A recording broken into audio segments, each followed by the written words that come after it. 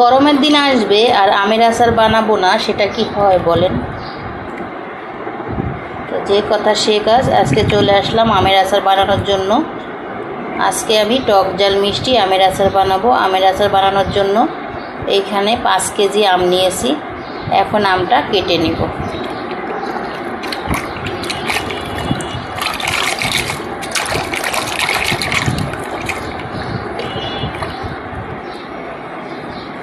এই গরমে কে কে আমের আচার বানাইছেন অবশ্যই কমেন্টস করে জানাবেন। আমটা কেটে ধুয়ে পরিষ্কার করে নিয়েছি। যে আমি এখানে কিছু আস্ত আদাও দিয়ে দিয়েছি। আমি টক ঝাল মিষ্টি আচার বানাবো।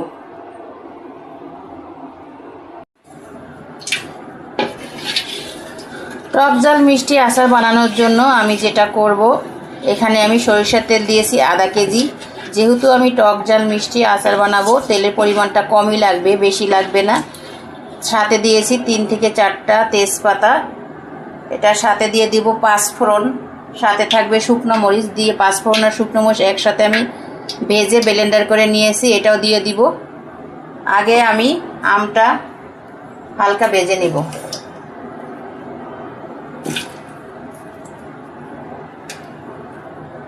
যে আস্ত আদা দিয়েছি,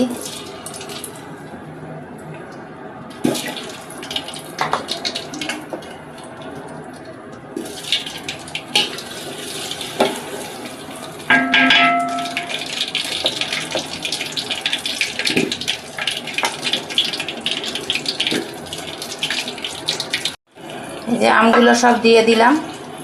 এখন আমি 5 মিনিট তেলের উপরে আমটা ভাজবো। এরপর আমি বাকি যে যে মশলা লাগে সবগুলো দিব।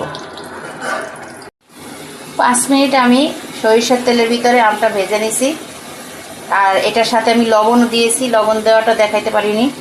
এখন যেটা করব, কালারের জন্য দিব হলুদের গুঁড়া,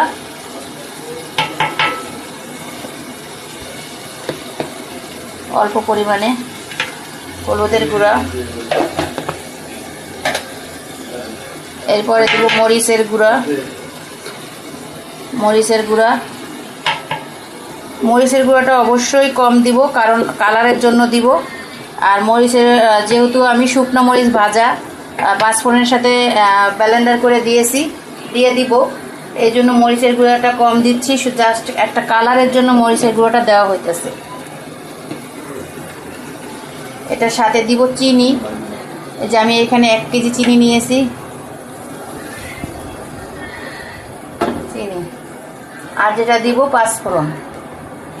এই যে 5 ফোড়ন আর শুকনো মরিচ একসাথে আমি ভেজে গুঁড়ো করে নিয়েছি, এটা দিয়ে দিব।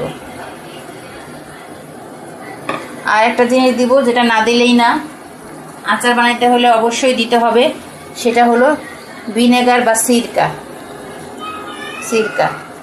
এটা দিব। এটা দিলে আচার নষ্ট হবে না।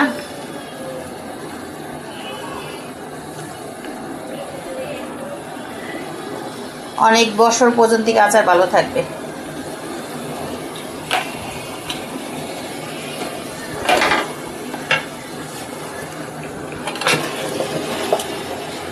আর আচারটা কিন্তু অনবরত নাড়তে হবে, না হলে নিচে লেগে যাবে।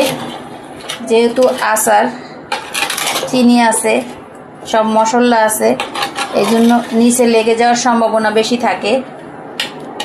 এখন বেশিক্ষণ রান্না করতে হবে না, বেশিক্ষণ আচার চুলায় রাখা লাগবে না। 30 মিনিট রাখলেই হয়ে যাবে টক ঝাল মিষ্টি আমের আচার।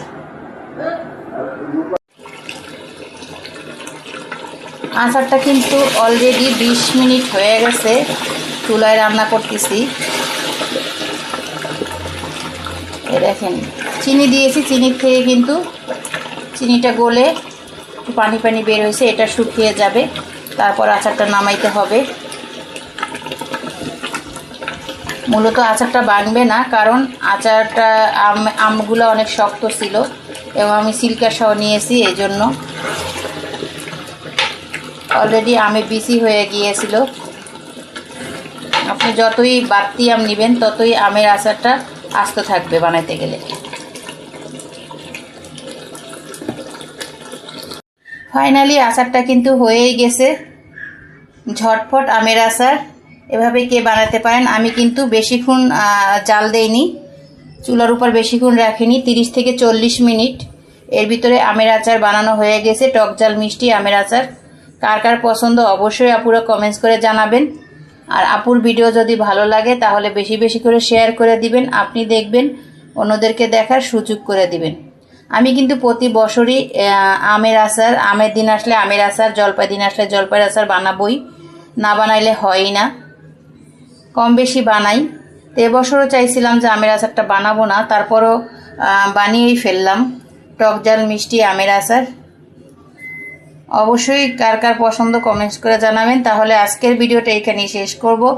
সবাই ভালো থাকবেন, আল্লাহ হাফেজ, আসসালামু আলাইকুম। আর আপুর ভিডিও যদি ভালো লাগে তাহলে অবশ্যই বেশি বেশি করে শেয়ার করে দিবেন।